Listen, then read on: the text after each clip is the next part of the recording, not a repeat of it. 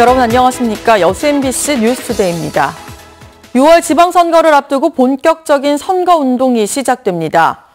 전남 선거관리위원회는 등록을 마친 후보자들이 오늘부터 다음 달 12일까지 차량 유세와 공보물 발송, 선거벽보 부착 등의 방법으로 선거운동이 가능하다고 밝혔습니다. 이번 지방선거에서 전남 동부 지역의 경우 기초단체장 12명과 광역의원 30명, 기초의원 139명 등 모두 230명이 후보자 등록을 마치고 선거운동에 나서게 됩니다. 각 정당들이 공식 선거운동을 앞두고 선대위 체제로 전환하는 등 지방선거 준비에 나섰습니다. 더불어민주당과 바른미래당, 민주평화당, 정의당, 민중당은 각 도당을 중심으로 선대위를 구성하고 현역 국회의원들을 공동선대위원장으로 임명하는 등 본격적인 표심 잡기에 나섭니다. 이들은 또 오늘부터 시작될 공식 선거운동에 함께 참여해 후보들의 지지 활동에도 나설 계획입니다. 6.13 지방선거를 앞두고 저희 여수 MBC와 KBS 순천방송국이 합동 여론조사를 실시했습니다. 여수시장과 고흥군수 선거는 여전히 여당 후보들이 강세를 보이고 있는 가운데 2위 후보들이 추격하는 양상입니다. 여수와 고흥 지역 여론조사 결과를 최우식, 김종수 기자가 취재했습니다. 이번 여수시장 선거에 출마한 후보 가운데 누구에게 투표하시겠습니까? 라고 물었습니다. 더불어민주당 권세도 후보가 46.7%, 무소속 권오봉 후보가 27.8%, 자유한국당 심정우 후보가 1.5%였습니다. 연령대별로는 권세도 후보가 60대 이상에서 권오봉 후보는 50대에서 가장 높은 지지율을 보였습니다. 이번에 지지한다고 응답한 후보를 투표일까지 계속 지지하겠느냐는 질문에 73.9%는 끝까지 지지하겠다고, 22.6%는 바꿀 수 있다고 답했습니다. 그러나 30살 미만의 응답층에서는 절반에 가까운 49.4%가 지지 후보를 바꿀 수 있다고 응답했습니다. 여수시장 후보 선택 기준으로는 정책과 공약이라는 응답이 가장 많았고, 후보의 자질과 인물, 소속 정당, 후보의 출신 지역과 학교 등의 순이었습니다. 정당 지지도는 더불어민주당 77.2%, 정의당이 3.4%, 바른미래당 2.4%, 민주평화당 2.2%, 자유한국당과 민중당이 각각 1.8%였습니다. 지역 현안에 대해서도 물었습니다. 가장 시급한 현안으로는 관광객 증가에 따른 주민 불편이 가장 높았고, 세계박람회 사후 활용 방안 마련, 침체된 구시가지 활성화, 인구 감소 문제 해결 등이 뒤를 이었습니다. 올해로 70년을 맞는 여순 사건과 관련한 특별법 제정의 필요성에 대해서는 77.8%가 필요하다, 9.8%가 필요하지 않다고 대답했습니다. MBC 뉴스 최우식입니다. 계속해서 고흥군수 후보자들 대상으로 실시된 여론조사 결과입니다. 우선 선관위에 등록된 후보들 가운데 누구에게 투표할 것인지 물었습니다. 더불어민주당 공영민 49.7%, 민주평화당 송규근 37.3%로 오차범위 밖에서 격차가 벌어졌습니다. 특히 지지하는 후보가 없다거나 모른다는 응답도 각각 3.3%와 9.7%로 조사됐습니다. 또 연령별 지지도의 경우 더불어민주당 공영민 후보가 30대를 제외하고 전 연령층에서 고른 지지세를 보였습니다. 앞서 지지 후보를 밝힌 응답자들에게 해당 후보를 계속 지지할지 물었을 때도 88.4%가 그렇다, 9.1%가 바꿀 수 있다고 응답했습니다. 이번 선거에서 어떤 기준으로 투표를 할 것인가에 대한 질문에는 후보의 자질과 인물이 46.8%, 정책과 공약이 26.6%, 정당이 11.6%, 출신 지역과 학교가 2.8% 순으로 나타났습니다. 지지하는 정당을 묻는 질문엔 더불어민주당 71.3%, 민주평화당 12.1% 등으로 집계됐고, 타 정당의 경우 3% 미만의 낮은 지지율을 보였으며 기타 정당이나 없다, 무응답도 10%에 달했습니다.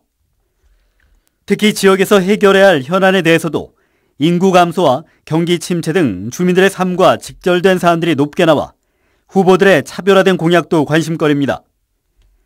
또 여순사건 특별법 제정 여부와 관련된 추가 질문에선 필요하다는 응답이 필요하지 않다보다 높게 조사돼 여순사건에 대한 공적의 높은 관심이 반영됐습니다.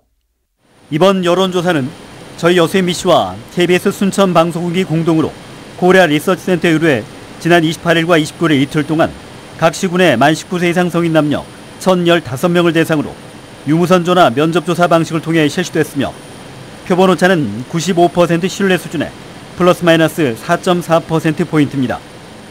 이번 조사 결과는 중앙선거 여론조사 심의위원회 홈페이지에서 확인할 수 있습니다.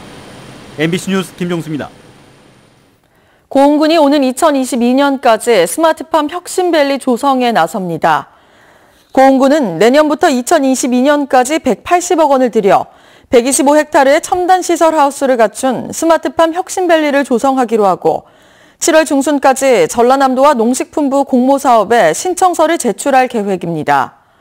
고흥군은 다양한 기능을 구현하는 시설을 한데 모아 청년 창업과 첨단 농업의 거점이 될 것이라며 예산 부담 비율은 농식품부, 기재부 등과 국비 보조율을 협의 중이라고 밝혔습니다. 다음 달부터 시행되는 근로기준법 개정안, 여수산단에서도 뜨거운 감자입니다. 사업장 특성상 그동안 연장 근로가 만연했던 탓인데요.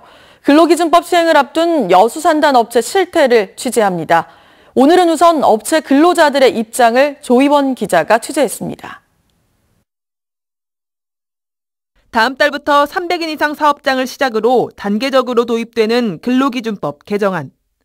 주 최대 근로시간이 52시간을 넘을 수 없다는 게 개정법의 골자입니다.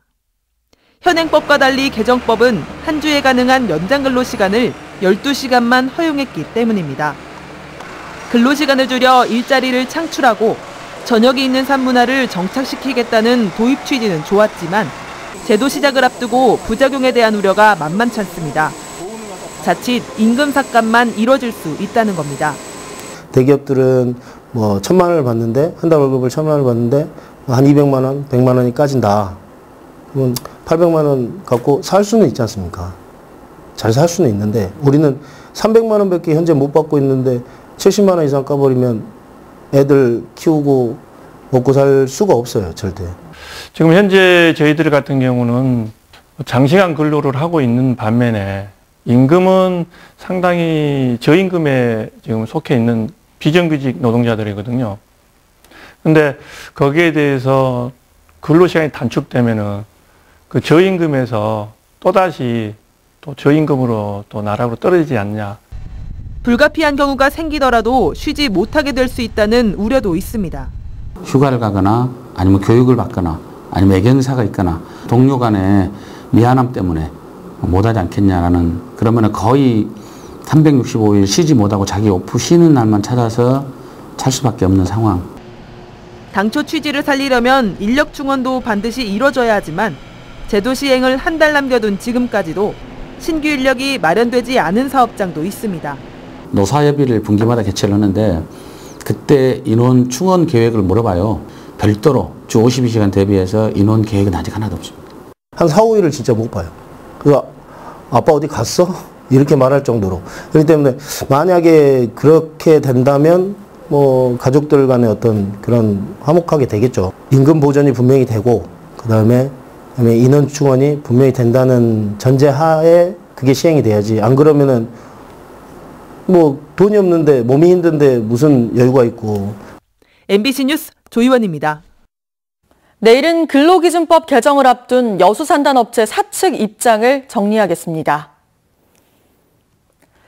광양제철소가 지역 사회복지시설에 승합차를 지원하고 나섰습니다. 광양시는 광양제철소가 관내 사회복지시설에 8,800만 원 상당의 중형 수납 차량 석 대를 지원하는 전달식을 가졌다고 밝혔습니다. 광양제철소는 지난 2006년부터 지금까지 차량 45대를 지역 사회단체에 지원해왔습니다.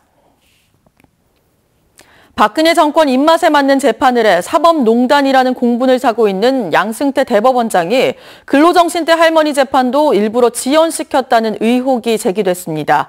민변은 사법부가 일제강제동원 피해자들에게 사죄하고 재판을 서둘러야 한다고 촉구했습니다. 김인정 기자입니다.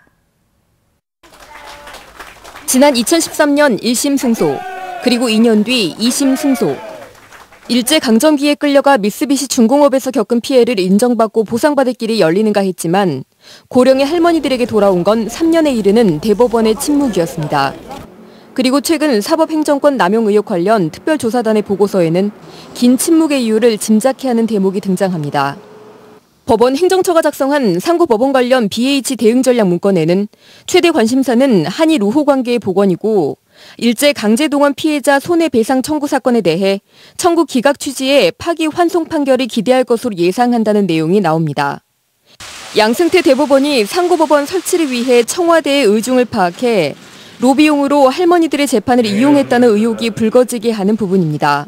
결국은 사법부, 대법원이 적극적으로 재판에 관여를 하지 않았나, 그리고 불순한 의도로 재판에 영향을 주지 않았냐는 걸 충분히 추단할 수 있는 것이죠.